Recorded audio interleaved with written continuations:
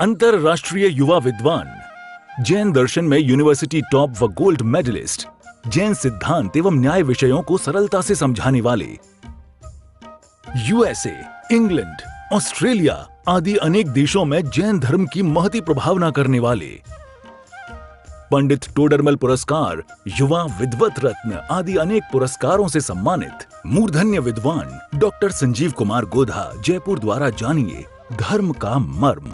मुंबई के एक साधर्मी भाई की ओर से इन प्रवचनों का प्रसारण किया जा रहा है।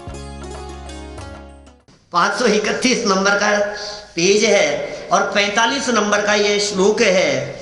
ये कह रहे हैं, देखो, त्वमेव कर्मणां कर्ता भोक्ता च फल संततिः मोक्ता च तात किं मुक्तौ स्वाधीनायां न चेष्टसे।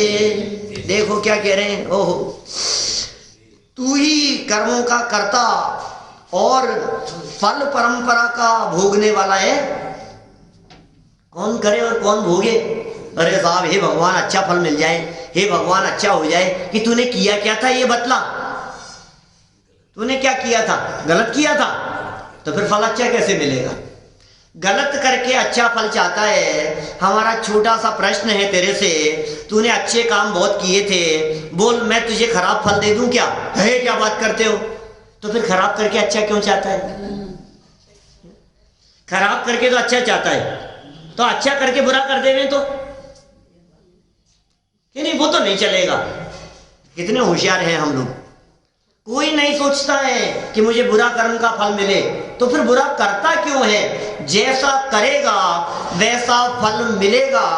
कर्म का कर्ता भी स्वयं है और फल परंपरा का भोगने वाला भी स्वयं है, अकेला ही है।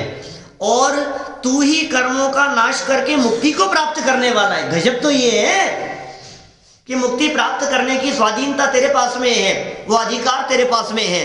तू पुरुषार्थ कर और मुक्ति की प्राप्ति कर ले। किसी दूसरे के सहयोग की जरूरत नहीं है। दूसरे के आशीर्वाद से कर्म नहीं झरा करते। यही कारण है कि हमारे भगवान आशीर्वाद नहीं दिया करते। कर्मों के अभाव की भी आवश्यकता नहीं। क्या कर्म का अभाव हो जाएगा? तू कर्मों का नाश करके मुक्ति प्राप्त करने वाला है। कर्म बांधने वाला, कर्म के फल को भोगने वाला और कर्मों का नाश करके मुक्ति प्राप्त करने वाला। क्या क्या कहा है, देखो, जन्मे मरे सुख दुख भोगे नरक जावे अकेला। योग साल की गाथा है 32 नंबर की, 69 वो है, पुण्य से हो स्वर्ग नरक निवास होवे पाप से और मुक्ति रमणी प्राप्त होती आत्मा के ध्यान से। वही बात कह रहे हैं, उसी तरह की बात कह रहे हैं यहाँ 69 में। क्या कह रहे हैं? जन्मे मरे सुख दुख भोगे नरक जावे एकला। अरे मुक्ति महल में भी जाएगा जी एकला। जन्मे मरे सुख दुख भोगे और नरक जावे कैसे? एकला। अच्छा, नरक में एकला, स्वर्ग में भी अकेला, संसार दशा में सब जगह अकेला, तो मुक्ति में तो साथ में जाएंगे। आपको मालूम है आदिनाथ भगवान के साथ कितने लोगों ने मुक्ति प्राप्त की? पढ़ो जरा 2400 तीर्थंकरों के परिस्थितियां, उनके विशेष बातें, तो आपको मिलेगी कौन कौन से तीर्थंकरों के साथ में कितने कितने लोगों ने मुक्ति प्राप्त की। इनके साथ इतनों ने, इनके साथ इतनों ने, ऐसी ऐसी चर्चाएं मिलेगी।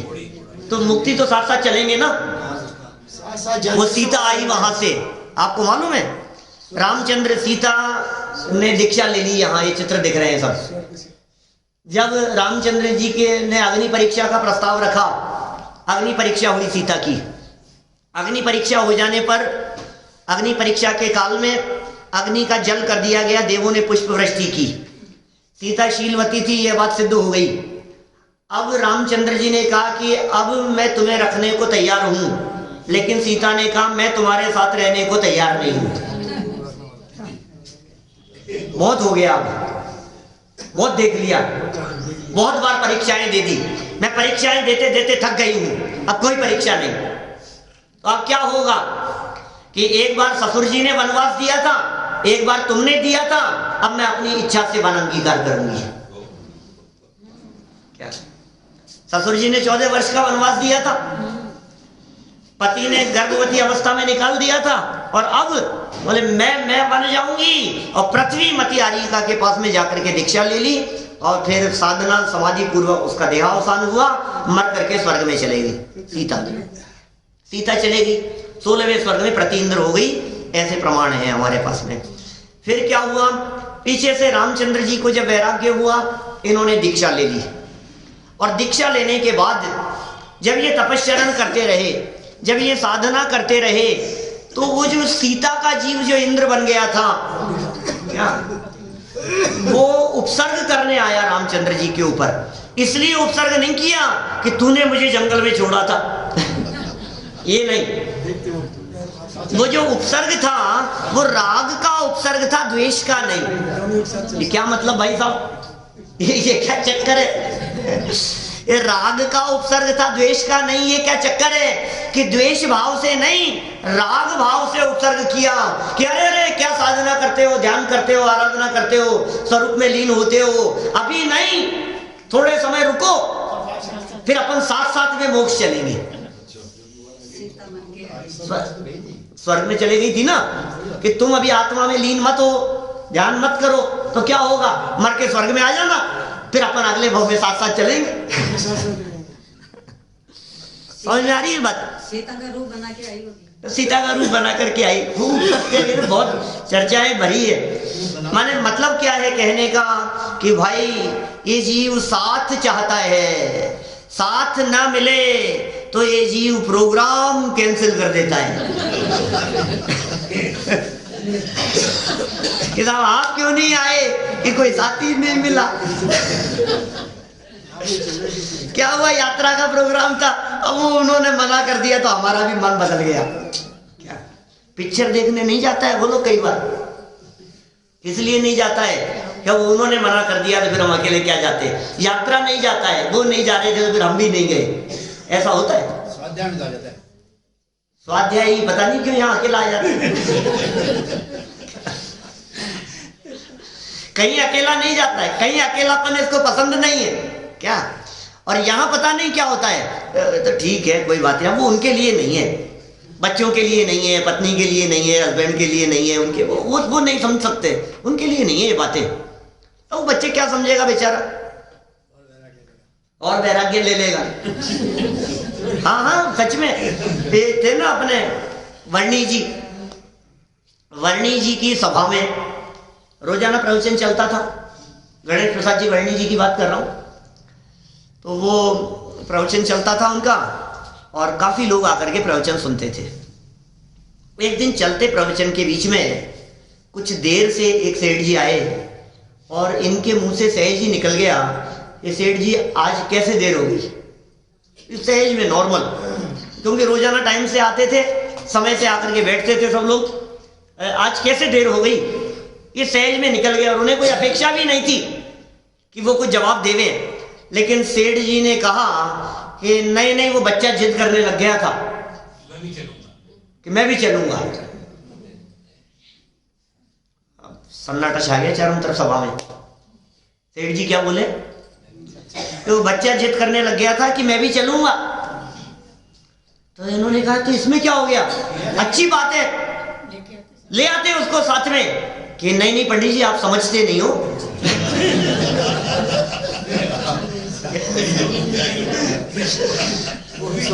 वो भी मन में सोचे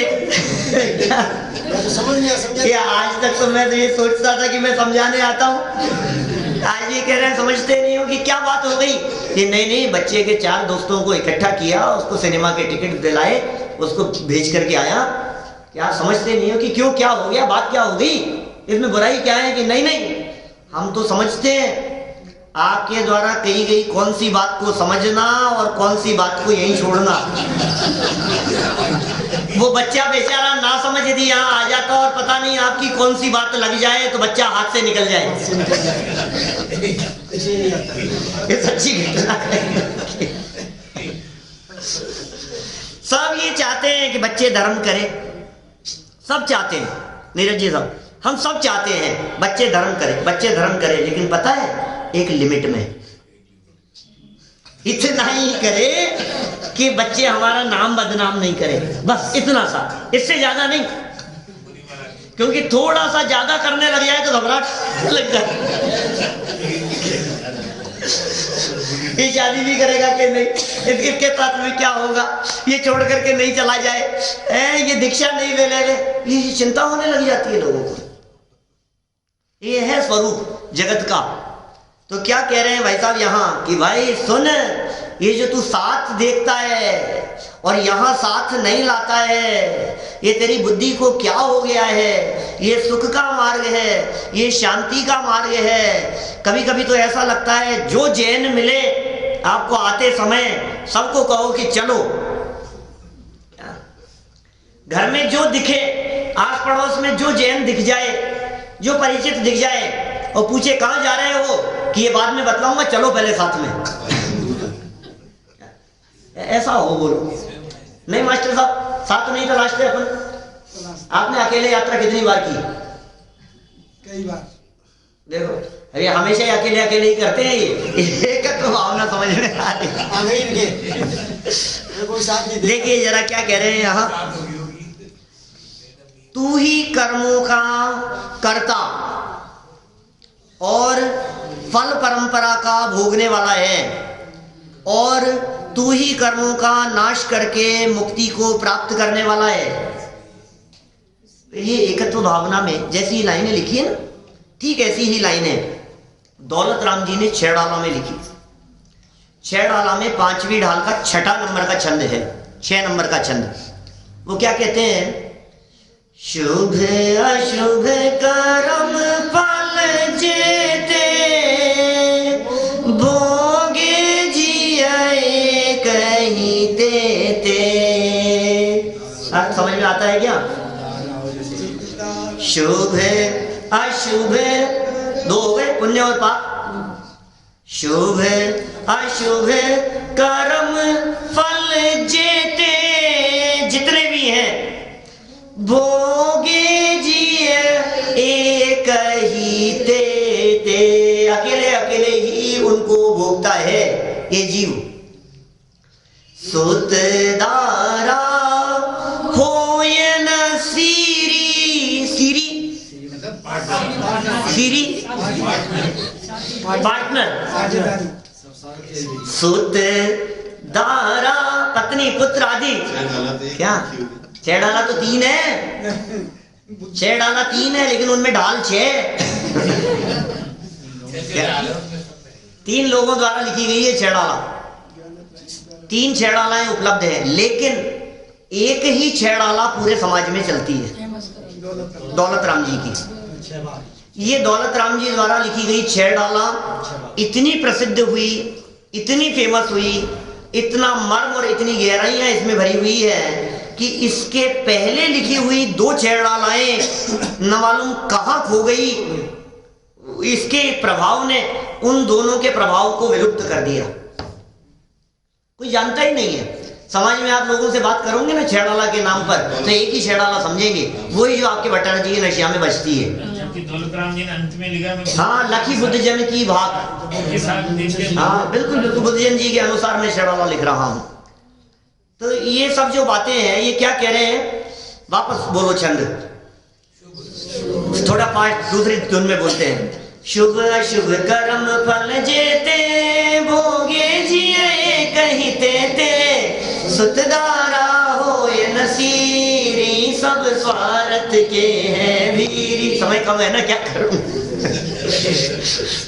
सुतदारा होए नसीरी सब सब सब सब क्या है आगे, स्वार्थ के भीरी, भागीदारी है, सब स्वार्थ के भागीदार है, सब स्वार्थ के हैं। जब तक अपना स्वार्थ सजता हुआ दिखाई देता है तब तक सब तुझको अपनाएंगे, और जब ये स्वार्थ सजना बंद हो जाएगा सब तुझको ठुकराएंगे। जब तक स्वार्थ सजता हुआ दिखाई देता है तब तक ये जीव माँ बाप को भी अपना गिनता है, और जिस दिन स्वार्थ सजना बंद हो जाता है उस दिन सब अपने भी पराये वत दिखने लग जाते हैं। ऐसा ही स्वरूप है, कोई भी किसी का नहीं है। कह तो रहे हैं यहाँ, और क्या कहें, अकेले ही जन्मे हैं, अकेले ही मरेंगे और अकेले ही मुक्ति प्राप्त करनी है, निर्वाण की प्राप्ति करनी है। इसलिए भाई, हे तात, तात किसे कहते हैं? पिताजी, भैया, भाई, भाई हैं, तात बड़ों को कहते हैं, इसको कहते हैं।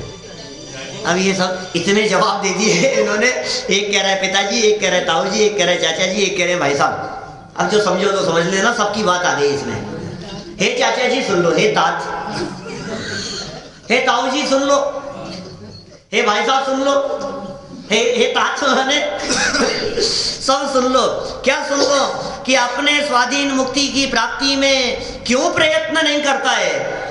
जब मुक्ति तेरे ही अधीन है, मुक्ति कर्म के अधीन नहीं है, तो फिर तू प्रयत्न क्यों नहीं करता है? मुक्ति के लिए प्रयत्न कर। ये मुक्ति का रास्ता बाहर नहीं, अंदर। मोक्ष बाहर की कोई मंजिल नहीं, द्वार उसका आपके भीतर खुला है। देखो सरलार्थ, हे आत्मन, तुम अकेले ही शुभाशुभ कर्मों के कर्ता, अकेले ही करता, उनके फल के भोगता। कौन? अकेले ही। मिल बांट के भोग लोगे ऐसा नहीं है। शुभ अशुभ कर्म फल जेते भोगे जिए, अकेले अकेले।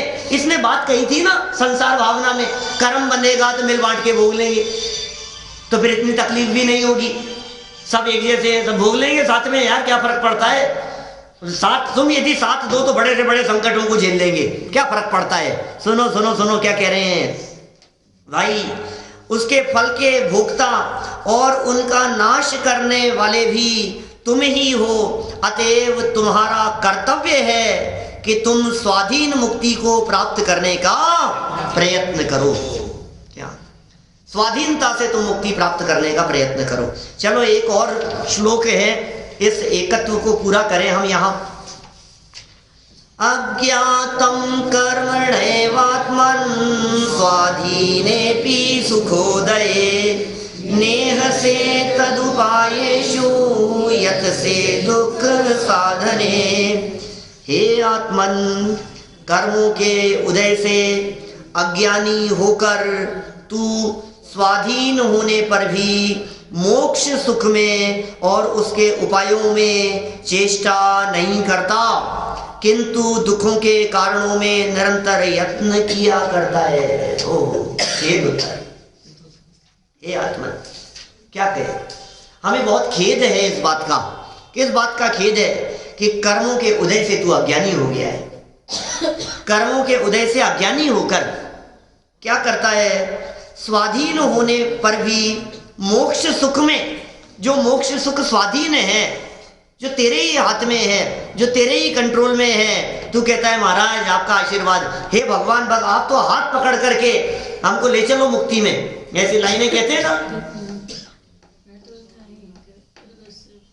ये पुराने भजन है इस तरह के, ये हे भगवान आप ही पार लगा दोगे, आप ही हाथ पकड़ करके। तुम तो स्वामी हाथ पकड़ कर तारो तो तिर जाए, ऐसी लाइनें बोलता है। हे भगवान बस आप तार दो तो तिर जाए। ये कह रहे हैं भाई तू स्वाधीन है, खुद कर सकता है। अपने अपने आप में जो योग्यता है उसे डेवलप करो, उसे देखो। आप जरूरत नहीं है किसी के सहयोग की। और करता क्या है? उस मोक्ष सुख में और उसके उपायों में तो चेष्टा करता नहीं है, मोक्ष मार्ग में तो लगता नहीं है, किंतु दुखों के कारणों में निरंतर यत्न करता है। सुख प्राप्ति हेतु प्रयत्न करते सुख जाता दूर है, ये बात तुझको समझ में आती नहीं है आज तक। आती नहीं है बात समझ में। सुख प्राप्ति रोज देख रहा है, मैं कोशिश कर रहा हूं सुख प्राप्ति के लिए और सुख भाग रहा है, फिर भी निरंतर उसी में रचा पचा रहता है। तू क्यों भयंकर भाव मरण प्रवाह में निरंतर उसी में रचा पचा है, उसी भागम भाग में लगा है, उसी उधेड़ बुन में लगा है। अब सुख मिल जाए, अब सुख मिल जाए, लेकिन भाई कहां से मिलेगा? ये कह रहे हैं भाई साहब तू जो प्रयत्न कर रहा है ये सारे प्रयत्न दुख के लिए प्रयत्न है, सुख के लिए नहीं है। सारे प्रयत्न दुख के लिए हैं। देखो सरल अर्थ, हे आत्मन तुम स्वभाव से स्वाधीन होने पर भी, स्वभाव से स्वाधीन है ऐसा होने पर भी स्वयं कर्म के वशीभूत होकर अज्ञानी हुए हो। कर्माधीन होकर के अज्ञानी हो गया है। मैं क्या करूं साहब, मैं क्या करूं, कर्म ही है, ऐसे ही कर्म का उदय है हमारे, तो तू रोता ही रहे, तू कर्म को देख करके रोता रहे कि सुन तूफानी वेग से कदम बढ़ा तो पर्वत भी तुझे रास्ता दे देवे। इन कर्म की क्या बात है, तू पुरुषार्थ तो कर। अंतरोन्मुखी पुरुषार्थ जो जीव करता है उसे कर्म आड़े नहीं आते, कर्मों का फर्क नहीं पड़ता। ये कर्म तुझे रोकने में समर्थ नहीं हो पाएंगे जिन कर्मों का तू बहाना बनाता है।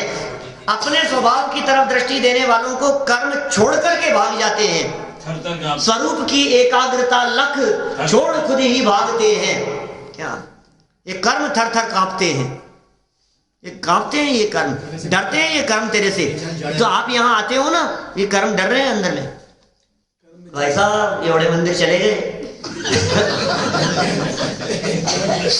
ये डर लगता है कर्मों को, ये कहीं हमें घर से निकाल नहीं देवे। विद्यात्म और दर्शन मोहनी कर्म घबराता है कि मैं अभी तक तो इनके घर में शांति से बैठा हूं, ये अंदर गए क्या, और वो मिथ्यात्व की पकड़ ढीली पड़ने लग गई और ये घबराने लगा कि अब मुझे लगता है कि ये मुझे निकाल करके बाहर कर देंगे, लेकिन हम मजे से यहाँ से पल्ला झाड़ते हुए उठते हैं और दरवाजे से बाहर निकलते हैं और वो कर्म कहता है कि वाह वाह वाह सुना है तुम, कोई बात नहीं कोई असर नहीं होता। ये देखो क्या कह रहे हैं भाई साहब, अज्ञानी हो गया तो कर्म के अधीन होकर के अज्ञानी बना हुआ है। मोक्ष सुख तथा मोक्ष मार्ग के विषय में प्रयास भी नहीं करते हो, न तो मोक्ष सुख के बारे में प्रयत्न करते हो, सारा प्रयत्न विषय जन्य सुखों के बारे में है। सुबह उठने से लेकर रात को सोने तक 24 घंटे हमारे प्रयत्न विषय जन्य सुख के लिए ही है ना। मोक्ष सुख तथा मोक्ष मार्ग के विषय में प्रयास भी नहीं करते हो और मोक्ष के विपरीत दुखों के कारणभूत सांसारिक कार्यों के करने में ही सदैव प्रयत्नशील रहते हो। सारे प्रयत्न, खाना बनाना, घूमना फिरना, उठना बैठना, सारे प्रयत्न सुख प्राप्ति के लिए, इन्हीं में प्रयत्न करते रहते हो। अपने हित की बात अब तो सोचो और सच्चे पथ के पथिक बन जाओ। कितना सुंदर मार्मिक संदेश और उपदेश दे रहे हैं। अब तो सोचो भैया, अब कब सोचोगे बाल सफेद हो गए, अब कब सोचोगे घुटने जवाब देने लग गए, अब कब सोचोगे चेहरे पर झुर्रियां पड़ने लग गई, अब कब सोचोगे जब बच्चे सामने जवाब दे रहे हैं, अब कब सोचोगे जब तुम्हारे साथी छोड़ छोड़ करके जा रहे हैं। अब तो सीखो, अब तो समझो, कदम कदम पर तुम्हारे को समझने के अवसर मिल रहे हैं। ये प्रकृति तुम्हारे को प्रति क्षण संदेश दे रही है, प्रति क्षण उपदेश दे रही है। समझो, चेतो, सोचो, सच्चे मोक्ष पथ के पथिक बनो। अरे नहीं साहब कर्म, अरे कमजोरी की बातें मत करो, पुरुषार्थ की बातें करो। पुरुषार्थहीनता की चर्चाएं मत करो, तुम पुरुषार्थी बनो, तुम मोक्ष मार्गी बनो। सुनो, अकेला ही सुख दुख भोगता है ये रोने की बात नहीं है, अकेला ही मुक्ति प्राप्त कर सकता है, ये पुरुषार्थ की बात है। ये एकत्व भावना पर से एकत्वपना तोड़ाने वाली और अपने में एकत्व कराकर मुक्ति प्रदान करने वाली है। हम इस एकत्व भावना को भाते हुए अल्पकाल में मुक्ति की प्राप्ति करें, इसी भावना से बात को यही। मुंबई के एक साधर्मी भाई की ओर से इन प्रवचनों का प्रसारण किया जा रहा है।